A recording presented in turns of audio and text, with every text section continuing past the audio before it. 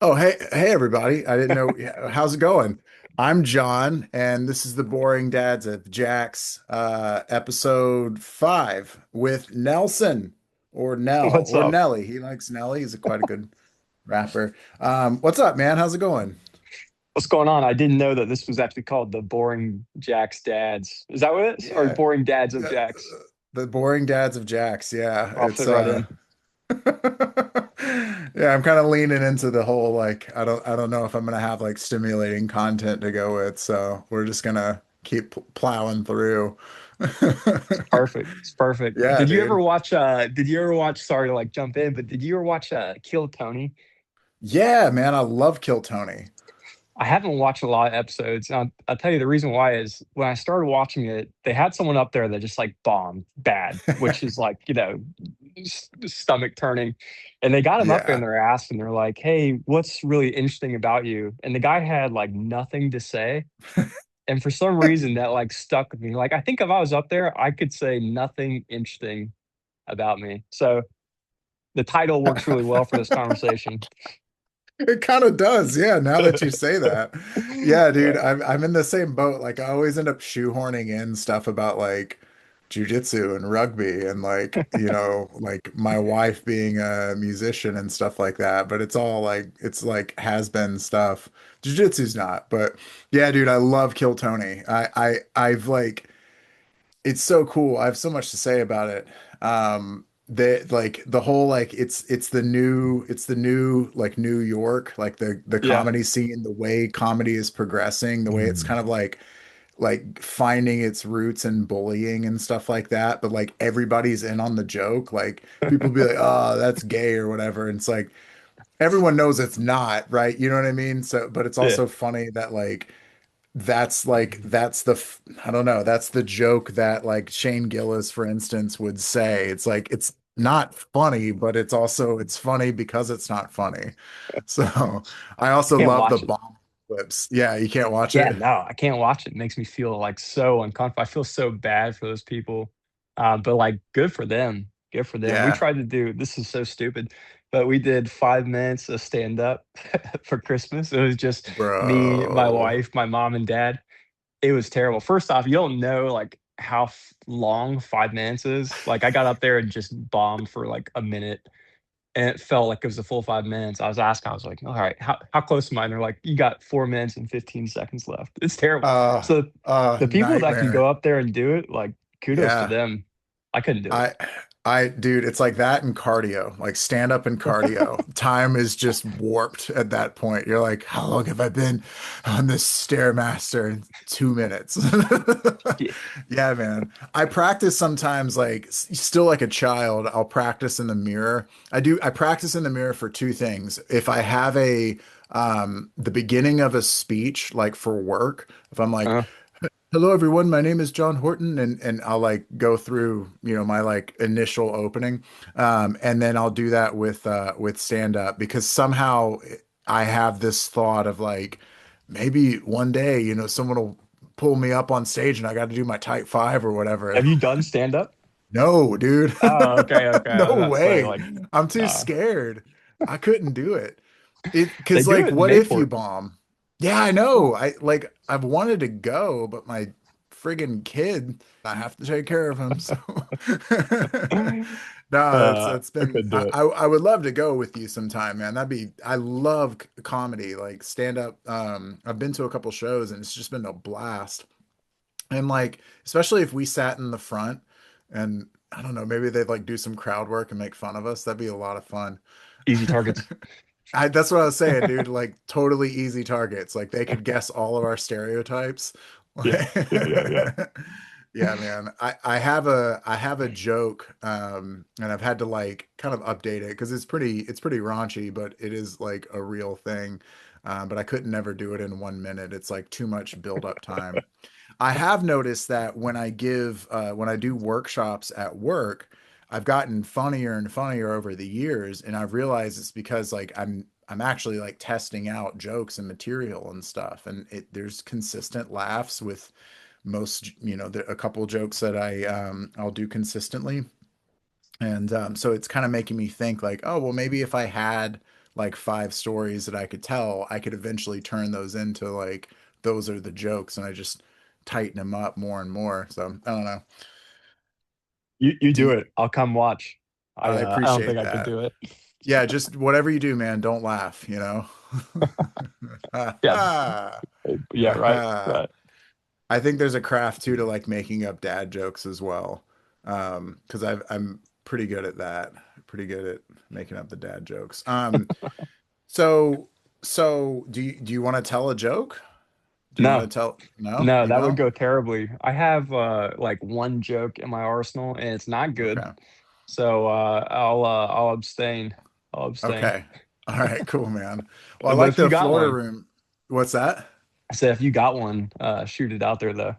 It's I can't like it's one my wife knows, and it's one that I like tell in private because I think it's just Mm. hilarious. But like I really can't like let it go in public now because it's it's not consistent with like I love Jesus and then like and then Ah, like yeah, this yeah. joke. Yeah, so it's a true thing that actually happened, but it was like before my faith and all that. So Fair enough. Fair anyway, enough. yeah. So yeah, man, I mean the whole premise of this has been just what's your dad journey looking like? And I know you got some, some excite like another edition coming and all that. So that's pretty cool. I don't know. I thought like what it would thought about like would it be like to catch you while you're going from 1 to 2? Like how are you prepping for that?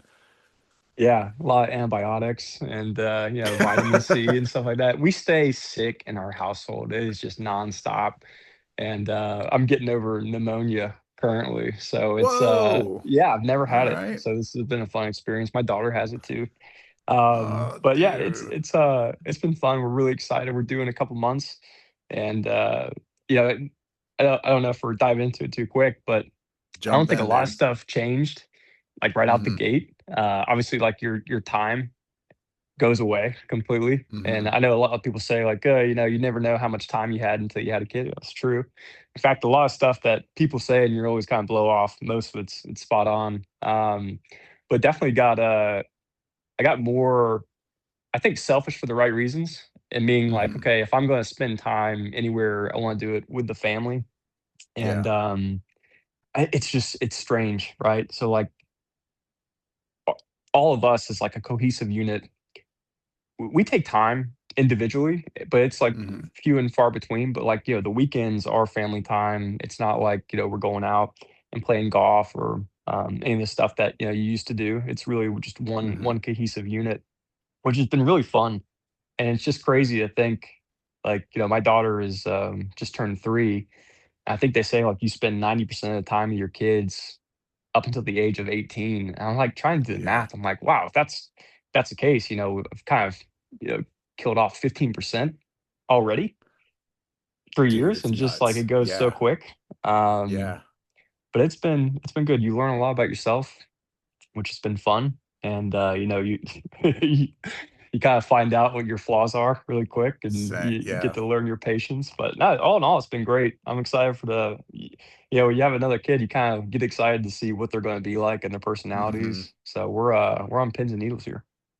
It's interesting, bro. Like when people asked, I coached rugby in Jax for one of the universities here, and a lot of the younger guys that I was coaching got to see me meet my wife, get married, and then start to have kids. Or start to have a kid. But like during the marriage time, a lot of them would ask like, "Oh man, what's it like to be married?" Because I was, like I was an older guy, so it was like one of the first to get married. And the most honest answer I could bring up was like, it kind of feels like death. And I that to me is like I don't know, I never thought that before. I didn't know that going into it. And then once it happened, I was like, something's died. Like there is a permanence in this marriage that is like death. And now I think about it, and it's like, yeah, a huge part of me died, right? And that makes Oh sense. yeah. And my wife and I, we got married and had a kid pretty short succession. It wasn't long that she was pregnant before or after we got married. So I totally resonate with like you spend all this time and all this other stuff sort of goes away. But what's exciting about it, what came to mind as you were saying that was like there's a because of like all this other stuff gets shut out, you sort of are working in this new framework now and you get to explore all this really new stuff of like, okay, cool. Like if I want to go golfing, like I gotta take my wife and my kid and like what would that look like? Like that's gonna be fun, you know? Yeah. And it turns out to be like the same kind of experience. Like you're not drinking 18 beers per, in 18 holes with your buddies anymore, but like you're still having a blast. Like it's still cool. Like Brewhound is still cool, with your wife and kid, and like it would be the same thing with like your wife and two kids. You know what I mean? Oh, it's way better. Yeah, man. I mean, like Yeah, how long can dude. you sit in the dog park and let dogs bark at you? I Yeah. do like 15 minutes and I'm playing red light, green light over there in the little field. I mean, that's my speed. I love it. I had a time there's one time I was traveling. It was when I was still like playing video games and stuff. Nice. And I was supposed to travel. My wife left the house as this time when I traveled and went to see her dad with my son. And so the flight got canceled. I had to come back home, and I had this like 6 hour period until I needed to go to bed, wake up super early, make my flight the next morning. Like, whoa, 6 hours. Like, what am I gonna do? So I was like, all right, I'm getting a six pack and I'm gonna play video games. And Nice. I did, and like 2 hours in, I was like, this sucks, dude. Like, it's kind of cool at first. You're like, oh yeah, I get all this time to myself. And then I was like, I remember this life, and it's like it's not as cool as I thought it was. You know No, what I it's mean? definitely not. It's Yeah, definitely not. yeah. It's way better to be like that's what I tell my single like young friends now is like bro, like it's so much better to be married. It's so much better to have a kid. Like do it. It's awesome. I've got this like kind of joke rule, but it's not really a joke with some of the rugby guys I still keep up with. I'm like, if you've been dating a girl for 2 years or longer, just marry her. You're not gonna find someone better. Don't wait until you graduated. Don't wait until the money's right and all that crap. Just do it. Like Sure. she's gonna be so grateful. Yeah. Yeah. Yeah, man. That makes sense. That makes sense. But no, it's So, just so yeah, go ahead, go ahead. no, I was just gonna say it's been great, but I would love to hear. I don't know if you've said this in another podcast or not, but what's it been like for you? Oh, it's the same, man. I mean, I felt like my life started once I met my wife and like everything just sort of came online. Um I mean, the same I think what I resonate with one of the things that really stands out with and is like with what you said was like you get to see your flaws a lot and there's a lot of like I think the two things that come up are one is I see my flaws a lot more now with kids and with my wife, right? Of like, man, I keep having the same fight with her because I keep being kind of petulant with little things and she keeps like having the same normal response and you know what I mean? Like and I'm maybe I'm just like this and I need to like change that part about me. Like that's not a part of me that she loves, you know what I mean? Like it's not like, oh, Yeah. you're petulant and I love that about him. Like that sucks. Like so and the other thing is oh man, I lost it. Well, it doesn't matter. Like identifying the flaws was one of the big ones that stood out. But that's been tough. That's been like a complete burning away type of thing, and it really, really hurts like the ego in here. It's like, "Oh, I don't want to say I'm sorry, but I have to for the good of the marriage." So, Oh, I've given up, man. I'll say sorry. I'll capitulate so quick. Whatever. Move on. yeah. Yeah, you're right, man. It's I that's the utility. See, this is what's good about this kind of like forum to talk with other dads is it actually does kind of like normalize stuff that I'm sort of holding on to. Like one of my good friends when he's been married longer than me, I was like early on in our marriage, we were having a fight about something and um I was just like, I don't get this about her. And he said, like 30% of all problems in a marriage are just irreconcilable. And this might be Eh, one of them. And I'm like, yeah. Cool. All right. And then it honestly, like, stuff just like let go from me. I was like, okay, like, I guess we don't need to fight about that anymore, you know? And Sure. so, Yeah. yeah, yeah. Oh, people are just so different. I mean, like, what age did you meet your wife? I was 30, ooh, 5 years ago. Yeah, so 31, 32. Okay. And she was around the same age? She's a little bit older. Okay. So, Nice. yeah. So you gotta think like that person had what, 30 or 35 years without you, and just hmm the complexities of not only like the biological pieces of being a human, but all like the emotional and the mental. Like you can't, even if you were dating someone for like 5 or 10 years, you're not going to be able Yeah. to fully grasp what has shaped that person. You can get anecdotal evidence from stories that they've shared in the past. They're not going to share everything with you clearly, but like, I think that's part of it. Like, there's stuff that my wife does that, clearly it's great. It's great is what I should say. But there's stuff that she My does, God. we don't necessarily agree on, but it's like Yeah. that's kind of the fun part of it. Do you want to just be with a version of yourself the entire time? Like, no, that'd be pretty boring. Man. I don't Yeah. know. I had this like I didn't realize how narcissistic it was, but I realize it now.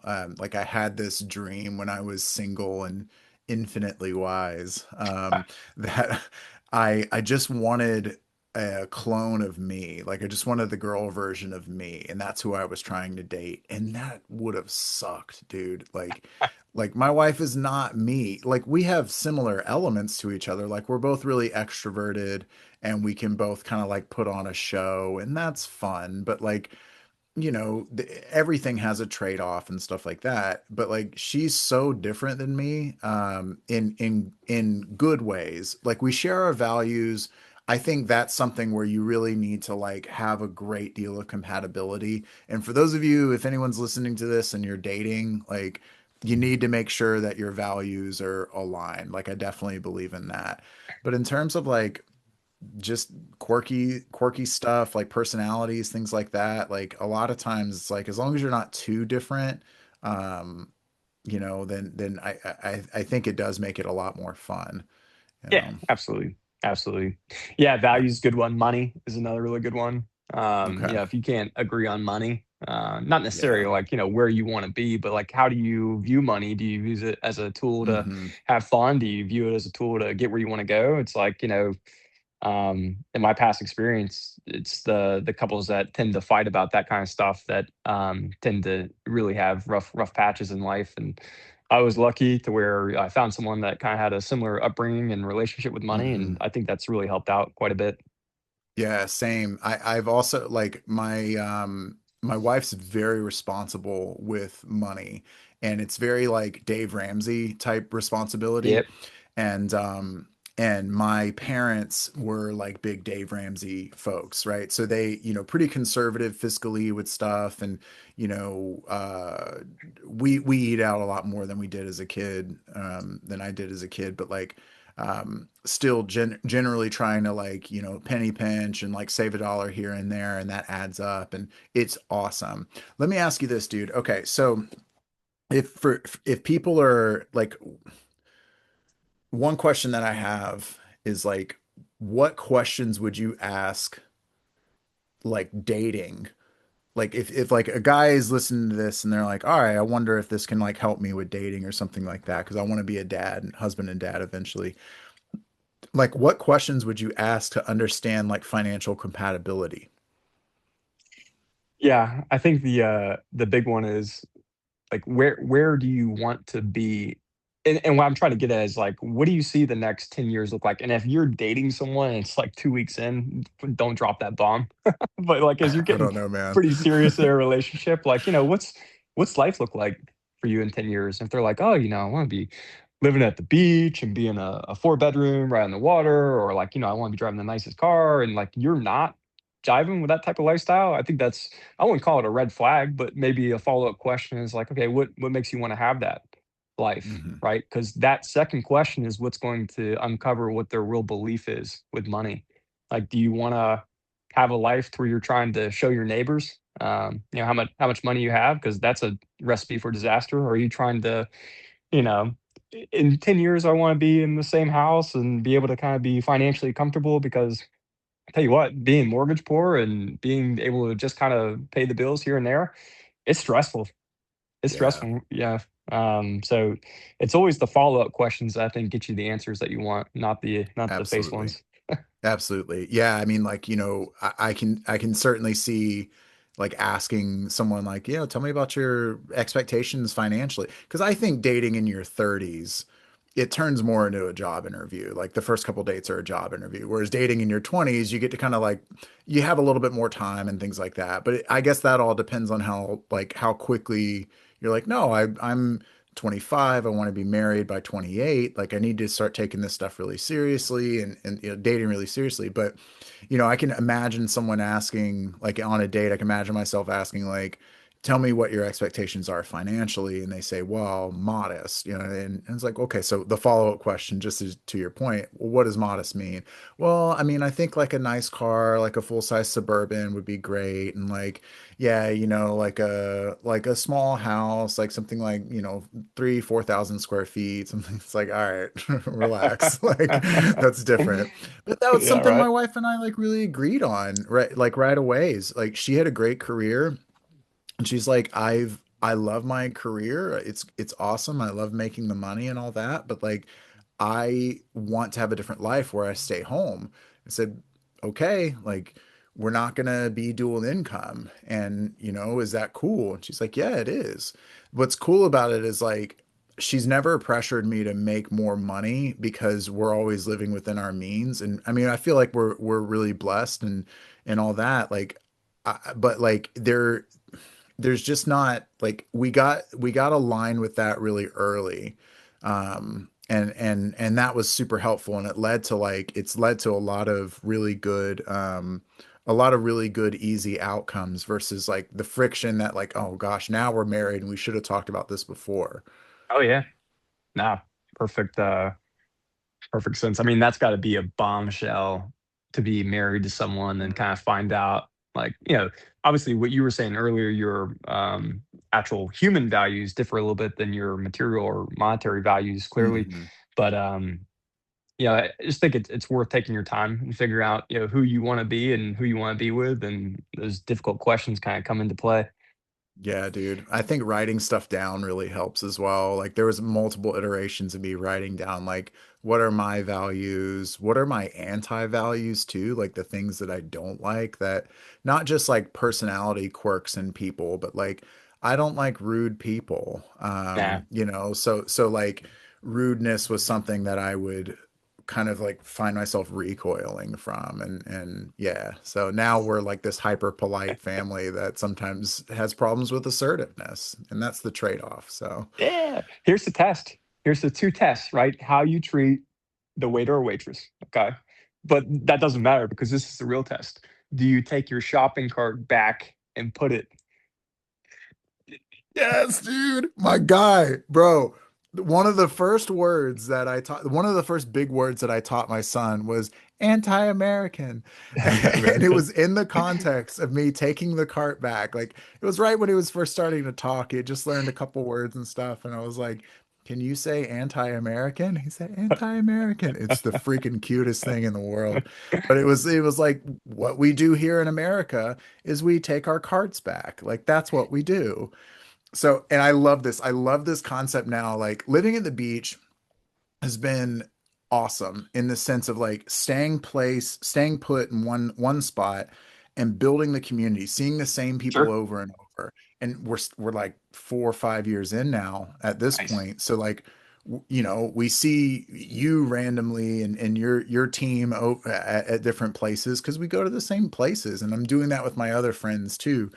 And it's really cool because it's got me thinking about community building, which then I, naturally extrapolate into like, okay, like what kind of culture of America can be unifying for people? And then like what does it mean to be American? And coming from a small town in like Northeast Florida, which for any of you who don't know, Northeast Florida is basically South Georgia. I know it's not the same, but it's like those who are from there know what I'm talking about, right? Like it's small town, rural living and all that. But like it's there's a what I thought was very American was like, kind of simplistic in some ways. I'm not saying this isn't, but like guns and trucks and American flag and all that. And like those aren't excluded from being American, but also like there is a sense of like taking care of people and I almost think like I personally think like because I'm a Christian, I think they're like Christian values and stuff, but it does sort of trickle down to like taking your cart back and like treating the service workers as like people because they're people. Like it's like duh. You know what I Yeah, mean? yeah. What so A, do you have reflections on that? And then B, I have a follow-up question, which is like, what's like an American thing for you that's like, yes, this is a pro-American good habit to do? Well, you named all the good ones, the guns and the trucks and stuff. No, no, I'm kidding. No, I liked what you said. I liked what you said specifically around like the community piece, because I mean, you talk to your friends all the time, and I do, and I've got friends, and I'm sure you're in the same camp, that really feel that the social cohesion is starting to weather away in the US. Hmm. I think that's true. It depends on where you're looking, right? If you're on Hmm. social media, which terrible. If you're on social media all the time, I mean, that stuff is just, they'll feed you the worst stuff consistently, Yeah. reel over reel, whatever you're looking. But I Yep. always ask them, I was like, hey, next time you're in line at Publix, if you go talk to the person in front of you or behind you, I bet you'll have a really normal and light conversation with that person and probably Hmm. like that person. Now, I bet if you came across that person in your feed and they posted something you may not like what they Right. have, because there's no explanation that goes along with these social media posts and Right. interactions. And to answer your second question about what makes us American, I think it's our ability to have reasonable conversations and to explain ourselves, and not kind of live and die by these clap back. I don't know, are they saying clap back anymore? I'm not I cool. guess, dude, I think that works. um The millennials know. Yeah, it's it's from Brooklyn clapback. Nine Nine. uh no, but I think there really is something to the happiness of who you are as a person, as well as strength of society, of just Hmm. talking to random people. Like, yo, Yeah. you buy mac and cheese? Cool. Like something Yeah, stupid like dude. that in the line. But I'm serious. Like that person will open up to you and they'll probably give you a smile. But you have Hmm. that choice every day. Do you want to have that conversation with someone? Do you not? Right. And I I think if love you have that. that social media outlet, chances are you probably won't take that path because it requires effort. And we're just lazy. Bro, I love that, dude, because like the social media stuff, like I didn't have Instagram for a long time, and then I do again because I feel like I have a better relationship with it. And what I've found is like I get afraid. Like I don't feel like this all the time, but I have this initial instinct of being afraid to say something because I might offend or I might like, oh, this person could be super right wing or this person is less about right wing. It was like this person can be super left wing and they're gonna like do the whole like crazy like would be like up in my face like well you a fascist or something like that. And that's just dude, that just isn't the experience that I get from anybody. Like Nah. there's a barista today at a coffee shop at Southern Grounds. And like, like there can be this easy like judgment of like, you have a septum piercing. And that's like, but dude, that's so like social media brain. Like I just love what you said, dude. I think you really captured it because that wasn't the interaction. Like she was super, super nice. Like Yeah. and like you treat people like they treat you. Like they're super nice. I even think too, like sometimes when people are having like sometimes most people are just having a bad day if they're not treating you nicely. And you're like, all right, like I don't need to get all bent out of shape about like someone who's not as polite as they could be. Like Yeah. be like, nice to them back. Like that's gonna make things easier for people when they actually interact with others. Is like if you're just trying to be kind and hear what they've got to say and stuff. I love talking to random people at Publix. I love like commenting like poorly on people's dogs. Like if I see a Great Dane, I'm like, Jesus, that's a huge cat. Like, that stuff's hilarious. People love that type of thing. And I feel like you can get that if you're not so wrapped up in if you have kind of the mindset of like not being afraid. Part of it's helpful because we're big tall guys. And that's I think that has a little bit to do with some of the comfortability. But like, my wife's itty bitty and she she talks to people all the time. I think it's like a Southern thing. Do you think it's a Southern thing? No, I mean, like, yes, but I would say it's more like an East Coast thing, and that's super biased because Okay. I've only lived on the East Coast. But my wife and I lived in Jersey City for a little bit when I was working up there. And one of the coolest parts, I mean, like, people are, can be super direct, which I appreciate up there. But Me I feel too. like you talk to anyone about anything up there. I mean, they may Same. not to be the friendliest, but who cares? But still, like, Yeah. you have that conversation, and just having a conversation with anyone's quite disarming, especially on their hmm part, especially if they're, got walls up, if you will. I agree. First off, Mm. I go to New York 2 or 3 times a year. I love New Yorkers, bro. They're just it is kind of transactional but like I've found them to be incredibly helpful. And as long as Sure. you're not like getting in their way and trying to offend them and trying to be like super selfish and stuff, like it's great. But I feel like that's like that with a lot of people all around. The other thing is like there's I think there's something to like just hear like you were saying, like just hearing someone and trying to even find ways to like maybe get your point across, yes, but primarily hear them. Because I Yeah. remember a situation, this is at Brewhound. I was talking with a dad. I had lots of great interactions with this dad before, but like it was very clear that we disagreed politically. And I have got a lot of political nuances to my like thoughts and beliefs and stuff like that. It's not clear like left wing, right wing type of thing. It's just Mhm. not. Like it's super, super nuanced.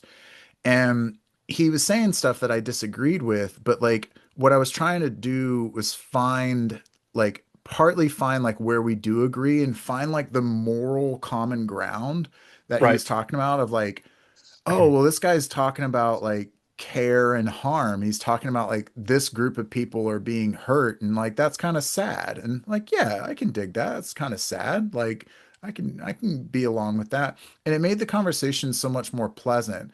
Now, we're not like high-fiving and like, going on hikes together or anything like that, but like it definitely like I didn't make an enemy there. And if I see him again, it's going to be nothing but like, hey, how are you? Like, how's it going? Like, and then I think even further, if there was adversity in the community, like he would still be someone that might help me and that I would help him. You know what I mean? Or that he would help me and I would help him.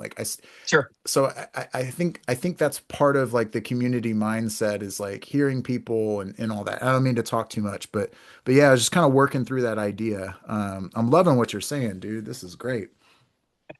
No, I dig that. I think you took the right approach. I mean, like, you just, because reality, like, if you take everyone and you put them on hmm this political spectrum, I know we're not talking politics, but like, you have the choice of just, listening to the person, trying to find areas you can, I don't want to say agree upon, but at least see where they're coming from. The hmm alternative is to, like, take a hard line in the sand, make your point, but all that's really going to do is help drive that person further into their own beliefs, which I hmm think is what's really driving a lot of the extremism, in the country. So I mean, like, you're never going to change anyone's mind, right? If you have a political Yeah. belief and it is distant from the other person's political belief, you telling them your side of the story is like, dude, it's never going to be like, oh, yeah, you're Yeah, right. dude. I feel like that with like Christian apologetics sometimes. It's like, and I've heard this from like the idea of like in a debate, you're not really trying to like convince the person you're debating against. You're trying to convince the audience. Mm, And I sometimes feel like that with like Christian apologetics, where like someone's proving why God exists. And I think that's super healthy and all that. Like there's definitely merit to it. But it's like they're not like in those conversations, like I've never really like proven God to the person. It's always like the person hearing it or something like that. So I feel like the same way with politics of like, okay, like I'm not going to convince you that like guns are cool and stuff if you're anti-gun. Um, but I can further understand like your I can further understand your point about like, okay, well, what are you afraid of? And I think if you can get to that emotional level, it's like, I'm afraid of people killing people with guns. Like it's sure. scary and I don't understand guns or something like that. I never shot one or like I'm I've had experiences in my life that are have kind of made me afraid. Like, okay, cool. Like that's the human level connection that you can get to. And a lot of the outbursts and stuff that I see, like man on the street type stuff, like the outbursts that I see are really people being like, I've had a bad experience with religion, or I've had a bad experience with like right wingers or something. And man, I mean, growing up around like being like a kind of an open-minded, like I think I was kind of an effeminate kid. Like I can see why people had problems with like the right wing, if they're from like a rural town and stuff. Um, so anyway, that's yeah. I don't know. I never know where these conversations are going to go. So I'm not necessarily trying to shy away from politics. So yeah, I mean, where's your mind go here? No, I think it's spot on. I mean, I think you really hit something with it's all about the experiences that that person has, which kind of goes back to, dating someone and figuring out who they've Hmm. been over the last 20, 30 years of their life. Good point. But the reality is, everyone's going to be significantly different. And I think if we worked on more understanding of where people are coming from, we'd probably be a little bit happier. Like the people right and left, who cares? They're just on the extreme. They can't be happy. There's no way you can be happy. I There's no feel way the you can same be way, that worked bro. up. Dude, you're telling me Yeah, Tucker dude. Carlson is like a happy dude? And like, I listen to Tucker Carlson. I like him, but that dude is Yeah. just like 2 seconds away from having an aneurysm at any point in time. Yeah, dude. I Like get it's like his Candace personality and as stuff. well, man. But it's Candace the same Owens, thing on the like left side too. It's like, Hassan. just yeah, I get it. Like it's their role to, get you keyed up. I'm sure they do a great job of Yeah. it on both sides. But yeah, man, just gotta chill out. I've noticed that as I get older, I know less and less, which is kind of awesome Yeah. and a little bit humiliating. Like when I was younger, Yeah. I feel like I'd take this really strong stance on whether it be social or political or moral issues. And now I'm just Hmm. like everything's just a little gray, which I Yeah. kind of like. Like I can see points of view from a lot of different spectrums. I think that's good. Maybe it's not good. I don't know. People Yeah. say that you should be like very, very rigid in what you believe and your values, but like should you? Or should I you think there's yeah. adapt to the situation around you? I don't know. I think there's some stuff that's like there because it kind of goes back to like what's truth, and like again for me, I'm not trying to like Bible thump or anything, but like I think like I believe in objective truth in the form of like the Bible and stuff. And then there's all the other things that like that's more political where I'm like, I don't know, dude. Like the whole war in Iran thing, like I don't know what to think about that. And I'm not trying to like be neglectful of it because you've heard too, like if you don't participate in politics, like politics will participate in you or something like that. I'm getting the phrase wrong, but yeah, I agree with you in the sense that like I am starting to sort of like, all right, I don't know as much as I think I do here, and it's it's forming. I think when you have the gray area like mindset, you can allow for people to say, okay, well, look, this is my side and this is how I really feel about it. I do find that when I'm talking with like people, like I had a hairdresser that was super left wing, was sharing a bunch of stuff, and it turned into like her being like shove it down your throat type of thing. And I had a super right wing, like conspiracy theory type Uber driver on the way to the airport, which is like for those, I mean, you all know it's like a 45-minute drive. So you're like Yeah. you're just stuck there listening to the plan. Just let me out here. It's like 95. Yeah, dude. And so but that was also like it is like the pushy people or whatever it is. I'm kind of like, yo, Yeah. relax. Like I almost am intentionally contentious with them if in like kind of like a troll, like if they're like, oh, but this. I'm like, well, is it really like that? I mean, and even if I might even kind of agree with them, I'm still like, I'm gonna Yeah. poke you a little bit. But Yeah. yeah, the approach matters, dude. The approach definitely matters. And if you have someone who's like, well, I think this, and I think, yeah, then you probably end up learning some things. So that's cool to me. Nah, for sure. For sure. I think it's all just to your point, like if you keep questioning people enough, they will Yeah, not have an answer You know what I'm saying? Yeah, So there dude. is a level of gray area on everything. And you'll notice people just continue to get more and more flustered and their Hmm. emotions keep rising the more you continue to prod and pry. I don't like to do it, but I feel like I'm pretty good Yeah. at it.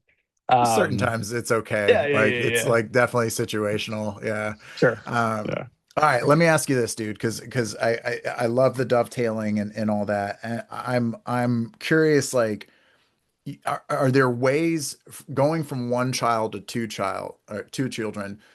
Are there ways that you're like, man, upon reflection, like I feel like I need to get better at this? And if that's too vulnerable, we can scrap that. But like for me, I know I need to make sure that I keep calm and make sure that I frame my messages to my son of like actions to take. I need to frame them in ways that it's beneficial for him rather than just do what I say. So those are Yeah. like two big things that I'm like actively working on. Y'all have another kid? No, no, no. Oh, okay, okay, We're okay. not. No, but like Yeah, I'm congrats. trying to like lead with the like, hey, this is what I'm working on. So it's not just like, hi, guest, tell me something vulnerable. Yeah. So, No, no, I think like with the and again, I don't know what I'm doing in terms of flaws. Like we can't talk for the next like 5 hours. yeah, Um, dude. but something that's been coming to my mind a lot lately is like my 3-year-old will see how I'm raising my newborn. Mm, And so she's very cool. bright. I think kids are just intuitively like very, very receptive to what's going on. Yeah. So, like, she's going to see probably how she was raised. And I don't think, like, cognitively, she probably remembers a lot of that. You know what I'm saying? Yeah, But she'll be dude. like, "Oh, I was a baby. So, do you wanna be, the dad? Do you want your 3-year-old seeing you getting frustrated with an infant and her kind of" I don't know if she can actually do this or not, but, like, do you want her thinking like, "Was I frustrating to Hmm. my parents?" You know? So I think it's like another set of eyes in the house that you gotta be really cognizant of. At least like that's what's going through in my Hmm. head. And then clearly like, the time budgeting is always a big one. And I think you just have to accept the fact that you're gonna have way less time. But like, it's more time with your family when you realistically think about it. Yeah. So that's kind of thing that's not I wouldn't say keep me up at night, but definitely has me thinking like this person is going to see how I raised her from a different Hmm. perspective. So I have Yeah. to keep that in mind. Well, and I would think like she would do what you do with the baby. Like there would Yeah, be that potential manifestation of it.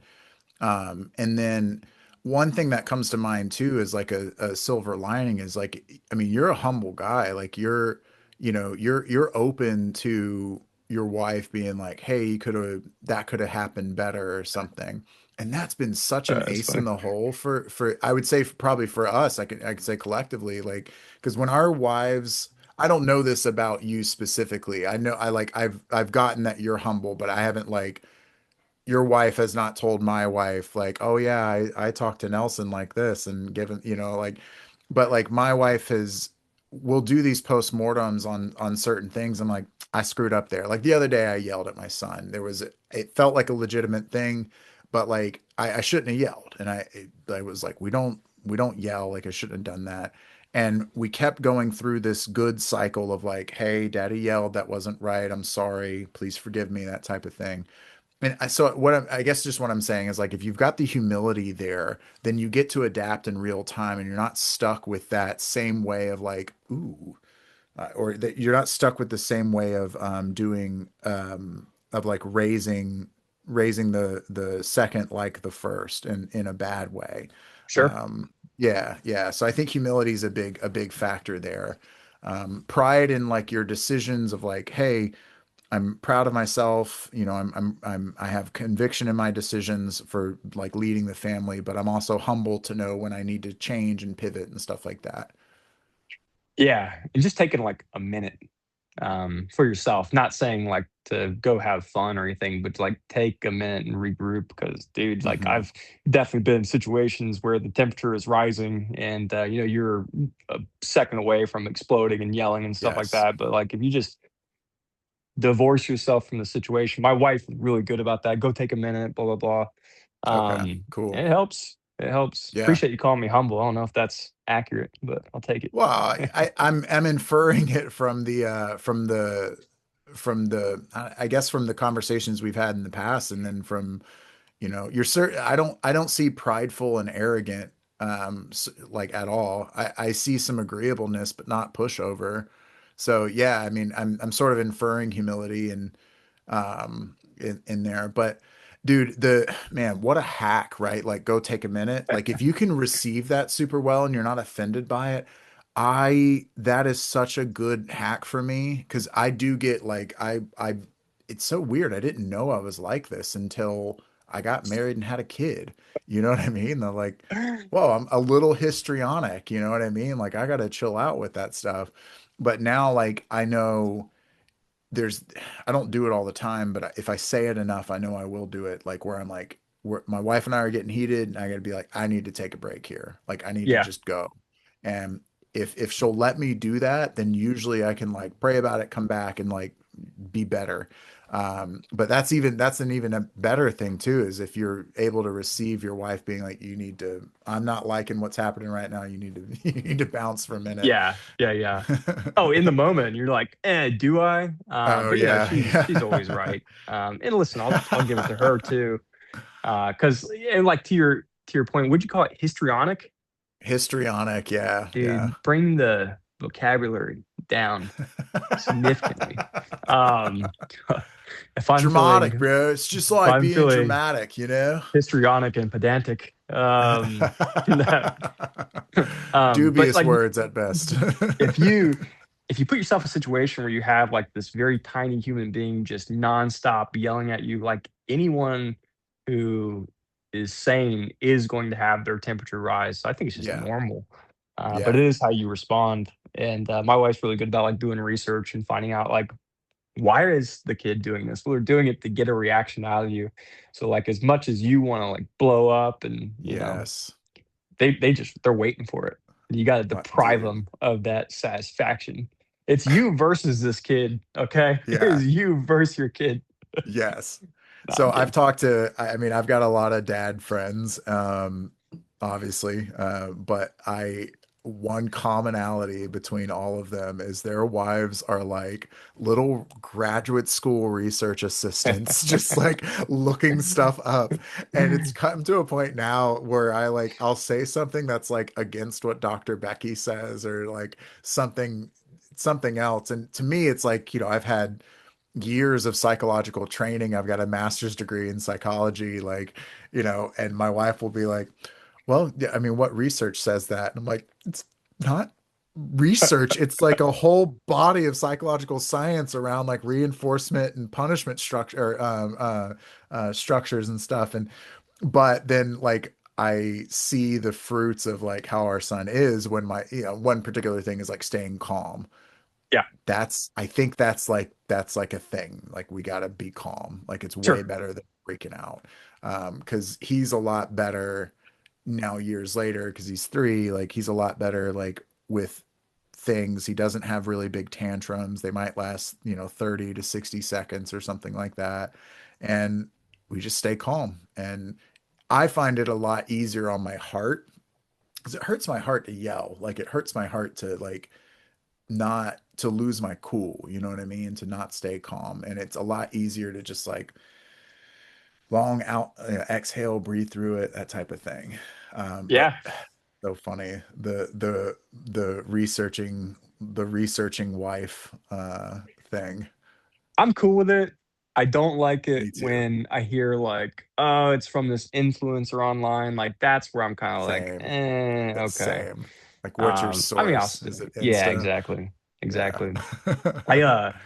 I so like one thing that has helped me, I don't know if it'll help anyone else, but I get like this mantra. I'm sure you do something similar to this, but like I have to tell myself it's whether or not the climate with kids, right? So like Mm, great example, we're in Florida, it's raining right now. Like I know it's going to be sunny tomorrow, right? Because hmm. if people asked you, what's it like living in Florida weather-wise, you would say, oh, it's really nice, it's hot and sunny. You wouldn't Truth. say it's raining all the time, but right now it's raining out. So like even with your kids, like overall, they're great.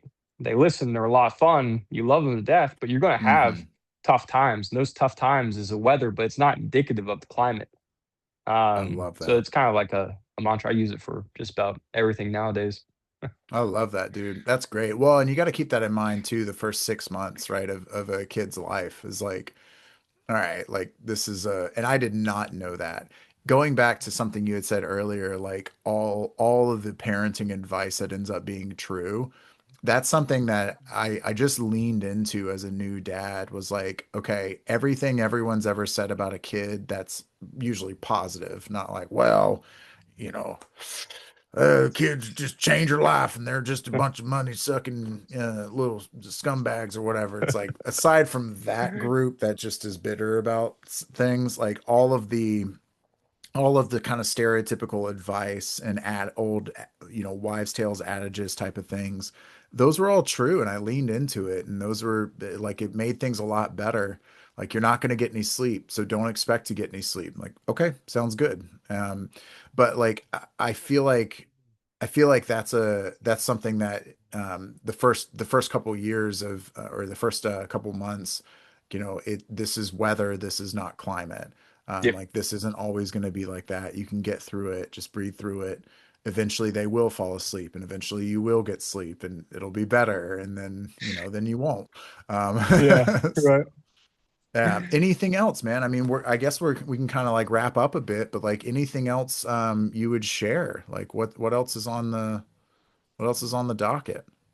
Now I think this is good. I didn't know what we're really walking into, but it's been fun Yeah. conversation. Yeah. Just be comfortable with your mistakes, I guess I'd say, and learn from them. Yeah, Rock and definitely. roll. Yeah. Try to be better. Try to keep being better. I think Yeah. is the way. Yeah, yeah. Yeah, I think that's the journey. And I mean, for guys like me, like I'm pretty hard on myself. Like, I think, like, man, this is something I'll say. It's like, if you, not to like kind of take it on like too serious, but like I had a lot of trouble with depression for a long time in my life. And it was something that, like, once I got married and had a kid, like there were bouts of like where I felt depressed, but like it's such a selfish thing. And even depression researchers, I remember, like, there's this really famous one, Aaron Beck, and studied depression for a long time. Most of his research is in depression. He was like, it's a very selfish, egocentric, like self-focused disease, Okay. emotion, whatever Yeah. you want to call it, right?